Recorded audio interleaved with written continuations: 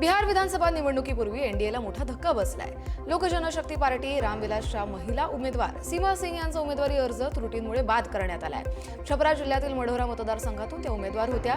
त्यांच्यासह आणखी 3 उमेदवारांचे अर्ज बाद झालेत। त्यामुळे आता एनडीएचं या मतदारसंघातील आव्हान संपुष्टात आलं असून 243 पैकी 242 जागांवरच एनडीए लढणार आहे। मढौरामध्ये पहिल्या टप्प्यात 6 नोव्हेंबरला मतदान होते आणि आता या मतदारसंघात महाआघाडी आणि जनसुराज्य यांच्यात थेट लढत होणार असून महाआघाडीचा उमेदवार आघाडीवर असल्याचं बोललं जात आहे। यादव कुटुंबाचा बालेकिल्ला असलेल्या राघोपूर विधानसभा मतदारसंघात यावेळी रंगतदार लढाई होणार आहे। तेजस्वी यादव या मतदारसंघातून निवडणूक लढत असून त्यांच्या विरोधात तेज प्रताप यादव यांनीही आपल्या पक्षाचा उमेदवार उतरवलाय। त्यामुळे दोन्ही भावातील राजकीय संघर्ष आणखी वाढताना दिसू शकतो। तेज प्रताप यादव यांनी युवक राष्ट्रीय जनता दलाचे माजी महासचिव प्रेम कुमार यादव यांना उमेदवारी दिली आहे। तेज प्रताप यादव यांना विधानसभा निवडणूक लागण्याच्या काही महिने आधीच लालू प्रसाद यादव यांनी कुटुंबातून बाहेर काढलं होतं। दिल्लीतील डॉक्टर विश्वेश्वर या दास मार्गावरील ब्रह्मपुत्र अपार्टमेंट्समध्ये मोठी आग लागली होती। ही इमारत संसद भवनाच्या अगदी जवळ असून तिथे अनेक खासदार राहतात। जिथे आग लागली त्या पहिल्या 3 मजल्यांवर कर्मचाऱ्यांची घरं होती, मात्र ती आगीत जळून पूर्णपणे खाक झाली आहे। पार्किंगमध्ये ठेवलेल्या CPWD या विभागाच्या साहित्यामुळे आग लागल्याचा संशय व्यक्त करण्यात आलाय। आगीनं अचानक रौद्र रूप धारण केल्यानं परिसरात खळबळ माजली। घटनास्थळी अग्निशमन दलाच्या 10 गाड्यांनी पोहोचून आगीवर नियंत्रण मिळवलं। गुजरातमधील साबरकांठा जिल्ह्यातल्या माजरा गावात 2 गटांमध्ये जोरदार तुफान राडा झाला। रात्री 10:30च्या सुमारास दगडफेक आणि जाळपोळही करण्यात आली, ज्यात सुमारे 10 जण जखमी झाले। या हिंसाचारात 30 वाहनं जाळण्यात आली तर काही घरांचीही तोडफोड करण्यात आली। या हिंसाचारानंतर पोलिसांनी तात्काळ कारवाई करत 20 जणांना ताब्यात घेत 110हून अधिक लोकांविरोधात गुन्हा दाखल केलाय। पूर्व वैमनस्यातून हा वाद उफाळल्याची प्राथमिक माहिती आहे। सध्या गावात तणावपूर्ण शांतता असून मोठा पोलीस बंदोबस्त तैनात करण्यात आलाय। शांतता राखण्यासाठी पोलिसांनी ध्वजसंचलन देखील केलं, अशी माहिती DSP अतुल पटेल यांनी दिली। राजधानी एक्सप्रेसमध्ये प्रवास करताना 8 महिन्यांचं बाळ अचानक बेशुद्ध पडलं आणि त्याचा श्वासही कोंडला। बाळ गेलं असं समजून त्याची आईही बेशुद्ध झाली। यावेळी त्याच डब्यात प्रवास करणाऱ्या एका आर्मी मेडिकल कॉर्प्सचे सैनिक सुनील यांनी प्रसंगावधान राखत बाळाला तातडीनं CPR दिला आणि त्या बाळाचे प्राण वाचवले।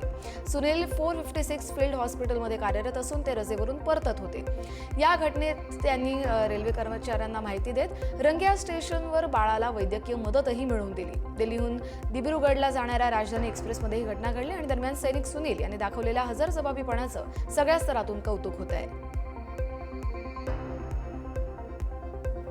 तेलंगणामध्ये मागासवर्गीय संघटना आणि काही राजकीय पक्षांनी पुकारलेल्या बंदचा सणासुदीच्या काळात मोठा परिणाम झालाय। हैदराबादसह मेडचल, रंगारेड्डी, विकाराबाद या जिल्ह्यांमध्ये बंदचा प्रभाव अधिक होता।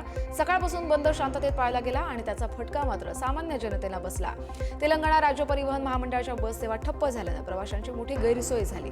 सिकंदराबाद, MG बस स्टेशन, उपल, शादनगर, विकाराबाद यासारख्या बस स्थानकांवर शुकशुकाट होता। सार्वजनिक वाहतूक कोलमडल्यानं अनेकांना वेळेत पोहोचणंही अशक्य झालं। खास करून सणासाठी प्रवास करणाऱ्या नागरिकांना यामुळे मोठ्या अडचणींचा सामना करावा लागला। झारखंडचे मुख्यमंत्री हेमंत सोरेन यांच्या नेतृत्वाखालील झारखंड मुक्ती मोर्चा पक्षानं बिहार विधानसभा निवडणुकीत स्वतंत्रपणे लढण्याची घोषणा केली आहे। त्यामुळे महागठबंधनला मोठा झटका बसलाय। पक्षानं स्पष्ट केलंय की ते कोणत्याही आघाडीचा भाग नसतील आणि एकूण 6 विधानसभा मतदारसंघांमध्ये आपले उमेदवार उभे करतील। झारखंडच्या सीमेवर असलेल्या या विधानसभा क्षेत्रांमध्ये झामू मोर्चा जनआधार सातत्यानं वाढलाय। आदिवासी आणि वंचित वर्गाचे प्रश्न प्राधान्यानं मांडण्यावर पक्षाचा मुख्य भर असणार आहे। झारखंड मुक्ती मोर्चा 6 जागांवर स्वबळावर लढणार आहे।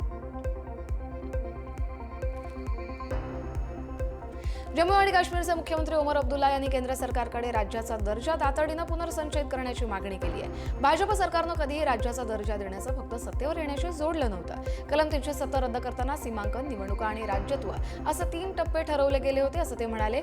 त्यापैकी सीमांकन आणि निवडणुका पूर्ण झाल्या असून देखील राज्याचा दर्जा अजूनही बहाल झालेला नाहीये।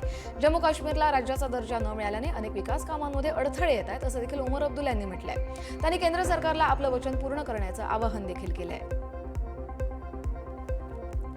ऑपरेशन सिंदूरमध्ये जे घडलं ते तर फक्त ट्रेलर होता. भारताच्या लष्करासाठी विजय ही सवय झाली आहे. ऑपरेशन सिंदूरनं हे सिद्ध केलंय की विजय आता आपल्यासाठी किरकोळ घटना राहिलेली नाही.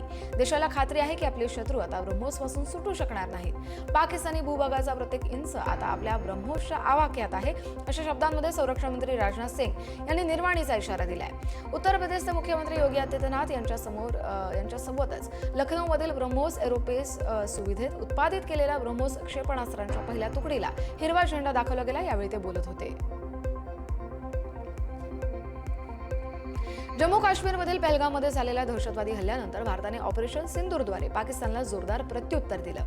या यशस्वी कारवाईनंतरही पाकिस्तानकडून भारत विरोधी वक्तव्यांचा मारा सुरूच आहे. पाकिस्तानचे लष्कर प्रमुख आसिम मुनीर आणि संरक्षण मंत्री ख्वाजा आसिफ सातत्यानं भारतावर टीका करतायत. मात्र यानंतर भारताचे संरक्षण मंत्री राजनाथ सिंग यांनी पाकिस्तानला ठामपणे इशारा दिलाय. ऑपरेशन सिंदूर हा तर फक्त एक ट्रेलर होता. पाकिस्तानची जमीन ब्रह्मोस क्षेपणास्त्राच्या कक्षेत आहे असं ते म्हणाले. तसंच त्यांनी ऑपरेशन सिंदूरचं कौतुक करत विजय आता आपली सवय झाली असंही विधान केलं. भारत आणि चीन यांच्यातील संबंध सुधारण्याच्या दिशेनं एक महत्त्वाचा टप्पा गाठलाय. चायना ईस्टर्न एअरलाइन्स 9 नोव्हेंबर 2025 पासून शांघाय आणि नवी दिल्ली दरम्यान थेट विमानसेवा पुन्हा सुरू करणार आहे. या विमानसेवेअंतर्गत आठवड्यातून 3 वेळा बुधवार, शनिवार आणि रविवार एअरबस A330-200 हे विमान उड्डाण करेल.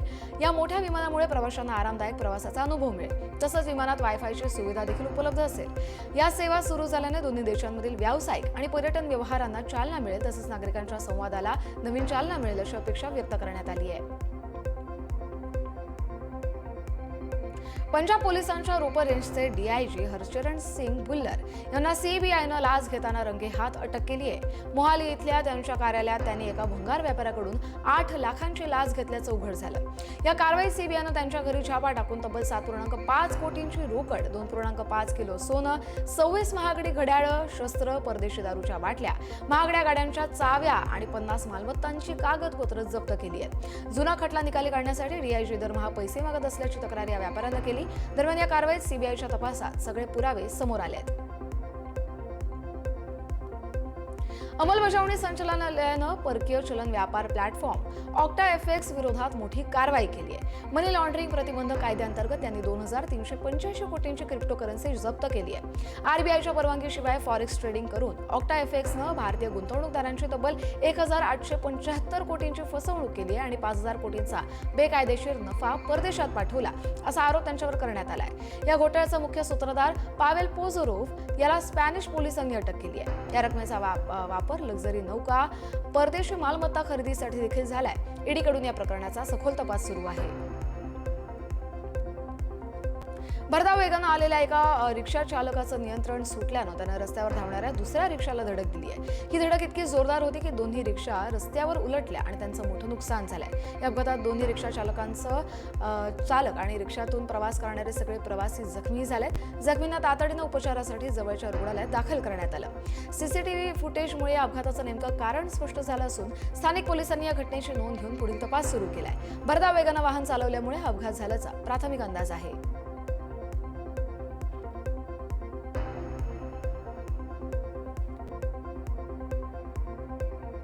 गुरुग्राममधील टेनिसपटू राधिका यादवच्या हत्येप्रकरणी न्यायालयात सादर करण्यात आलेल्या आरोपपत्रात एक मोठा खुलासा झालाय.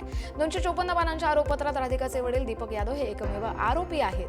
आरोपपत्रानुसार दीपक यादवनं आत्मसन्मानाला ठेच लागल्यानं आपली मुलगी राधिकाची हत्या केली आहे. दीपक यादवनं आपल्या मुलीवर 3 गोळ्या झाडल्या, ज्यामुळे तिचा मृत्यू झाल्याचं पोलीस तपासात समोर आलंय. त्यानं कबूल केलंय की गावकरी त्याला त्याच्या मुलीच्या कमाईवरून चिडवायचे आणि तिच्या चारित्र्यावर प्रश्नचिन्ह उपस्थित करायचे. त्यामुळे त्याच्या आत्मसन्मानाला ठेच पोहोचली आणि त्यानं मुलीची हत्या केली. कर्नाटकमधील चामराजनगर जिल्ह्यात एक धक्कादायक घटना घडली आहे. ते पाणी पुरवठा करणाऱ्या एका कर्मचाऱ्यानं बरेच महिने पगार न मिळाल्यानं आणि अधिकाऱ्यांकडून छळ होत असल्यानं वैतागून जीवन संपवलंय. चिकोसा नायक असं कर्मचाऱ्याचं नाव आहे. आत्महत्येपूर्वी कर्मचाऱ्याने एक चिठ्ठी लिहून ठेवली होती. त्यातून त्यानं काही गंभीर आरोपही केलेत. मी 2016 पासून पाणी पुरवठा करण्याचं काम करतो. मला 27 महिन्यांपासून वेतन मिळालेलं नाही. अनेकदा पंचायत विकास अधिकारी आणि ग्रामपंचायत अध्यक्षांना याबाबत विनवणीही केली, मात्र कोणीही माझ्या विनंतीकडे लक्ष दिलं नाही. मी जिल्हा परिषदेच्या CEOंकडे देखील तक्रार केली, मात्र त्यावर देखील काही कारवाई झाली नाही असा आरोप त्याने या पत्रातून केला आहे. गेल्या काही दिवसात भारतात सोन्याचे भाव प्रचंड उसळले. वर्षभरापूर्वी लाखांच्या आत असलेलं सोनं यंदा 1.25 लाखांच्या पुढे गेलंय. पण त्यामुळे भारतीयांची सोन्याची खरेदी थांबलेली नाहीये. भारतीयांना सोन्याबद्दल प्रचंड आकर्षण असून त्यामुळे भारतीय महिला सातत्यानं सोनं खरेदी करत आल्यात. त्यामुळेच आजच्या स्थितीत भारतातील महिलांकडे जितकं सोनं आहे तितकं अमेरिकेसह 5 देशांकडेही नाहीये. भारतातील महिलांकडे असलेले एकूण सोनं सध्या 24,000 टनांवर गेलंय. गुंतवणुकीचा चांगला मार्ग म्हणून भारतीय महिलांचा कल सोने खरेदीकडेच राहिलेला आहे. पाकिस्तान आणि अफगाणिस्तानमधील तणाव दिवसेंदिवस वाढत चाललाय. पाकिस्तानच्या हवाई हल्ल्यात अफगाणिस्तानच्या पक्तिका या प्रांतात 10 नागरिकांचा मृत्यू झालाय, ज्यात 3 क्रिकेटपटूंचाही समावेश आहे. या घटनेनंतर परिस्थिती आणखी गंभीर झाली आहे. दोन्ही देश आता थेट चर्चेसाठी कतारच्या दोहा शहरात एकत्र येत आहेत. पाकिस्ताननं संरक्षण मंत्री ख्वाजा आसिफ यांच्या नेतृत्वाखाली शिष्टमंडळ पाठवलं असून अफगाणिस्तानकडून मौलवी याकूब मुजाहिद हे चर्चेला उपस्थित राहणार आहेत. या चर्चेतून शांतीचा मार्ग निघतो की तणाव वाढतो हे पाहणं महत्त्वाचं ठरेल. पाकिस्तानचे संरक्षण मंत्री ख्वाजा आसिफ यांनी अफगाणिस्तान विरोधात पुन्हा एकदा एक परखड भूमिका घेतली आहे. पाकिस्तानात राहणाऱ्या सगळ्या अफगाण नागरिकांनी आता त्यांच्या देशात परतलं पाहिजे असं त्यांनी एका मुलाखतीत स्पष्ट केलंय. अफगाणिस्तान सोबतचे जुने संबंध आता इतिहास जमा झालेत. अफगाणिस्तानचे भारताशी संबंध इतके चांगले आहेत तर मग इथले अफगाणी नागरिक भारतात का जात नाहीत असाही सवाल त्यांनी यावेळी केला. लाखो अफगाणी नागरिक पाकिस्तानात वर्षानुवर्ष राहत आहेत आणि त्यावरूनही त्यांनी नाराजी व्यक्त केली. त्यांच्या या विधानामुळे पुन्हा एकदा वाद निर्माण होण्याची शक्यता आहे. अफगाणिस्तानवरील पाकिस्तानच्या हवाई हल्ल्यांवरून तणाव वाढत असतानाच अफगाणच्या माजी खासदार मरियम सोले मुंखेल यांनी पाकिस्तानवर जोरदार टीका केली आहे. हा हल्ला भित्रेपणाचा आणि क्रूरतेचा कळस असल्याचं त्यांनी म्हटलंय. त्यांनी पाकिस्तानची गुप्तचर संस्था ISI आणि सैन्याला थेट जबाबदारही धरलंय. पाकिस्तानला भारत अफगाणिस्तानच्या जवळीकीची भीती वाटतेय असं त्या ठामपणे म्हणाल्या. भारतातील अफगाण परराष्ट्र मंत्र्यांच्या नुकत्याच झालेल्या भेटीनंतर पाकिस्तान अस्वस्थ झालाय असाही आरोप त्यांनी केलाय. तर याच पार्श्वभूमीवर केलेला हल्ला पूर्वनियोजित असल्याचाही दावा त्यांनी केलाय. पाकिस्तान आणि अफगाणिस्तानच्या संबंधांमधील तणाव शिगेला पोहोचला असतानाच अफगाणकडून एक धक्कादायक माहिती समोर आली आहे. पाकिस्तानी सैन्यानं गेल्या 4 वर्षात अफगाणिस्तानच्या सीमा आणि हवाई हद्दीचं मोठ्या प्रमाणात उल्लंघन केलं असल्याचं म्हटलंय. पाकिस्तानी सैन्यानं अफगाणिस्तानच्या सीमा क्षेत्रात तब्बल 1200 वेळा उल्लंघन केलंय. दोन्ही देशांमध्ये सीमावर्ती भागात संघर्ष वाढलाय, ज्यामुळे त्यांच्या आधीच तणावपूर्ण असलेल्या संबंधांमध्ये आणखी कटुता निर्माण झाली आहे. पाकिस्तानकडून अफगाणिस्तानचं 1200 वेळा सीमा उल्लंघन झालंय. अमेरिकेचे राष्ट्राध्यक्ष डोनाल्ड ट्रम्प आणि युक्रेनचे अध्यक्ष झेलेन्स्की यांची व्हाईट हाऊसमध्ये महत्त्वपूर्ण भेट झाली. या भेटीत झेलेन्स्की यांनी रशियाशी लढण्यासाठी टॉम हॉक क्षेपणास्त्रांची मागणी केली. मात्र ट्रम्प यांनी त्यावर अनिच्छा दर्शवली. युक्रेनला अशा शस्त्रांची गरज भासू नये हीच त्यांची इच्छा असल्याचं ते म्हणाले. युक्रेनियन ड्रोनच्या बदल्यात टॉम हॉक देण्याच्या प्रस्तावावर ट्रम्प सहमत झाले, पण लांब पल्ल्याच्या शस्त्रांमुळे तणाव वाढू शकतो असंही त्यांनी स्पष्ट केलं. नाटो सदस्यत्व महत्त्वाचं असलं तरी सध्या शस्त्रांची गरज अधिक असल्याचं झेलेन्स्की म्हणाले. ही भेट द्विपक्षीय संरक्षण धोरणांसाठी निर्णायक ठरू शकते. युक्रेनचे अध्यक्ष व्लोदिमीर झेलेन्स्की यांनी व्हाईट हाऊसमधल्या भेटीत ट्रम्प यांची भेट घेतली. यावेळी चर्चेत इतकीच त्यांची स्टाईलही चर्चेचा विषय ठरली. झेलेन्स्की यांनी परिधान केलेल्या काळ्या लष्करी शैलीच्या सूटकडे पाहून ट्रम्पनी त्यांचं कौतुक केलं. तुम्ही खूपच सुंदर आणि स्टायलिश दिसताय.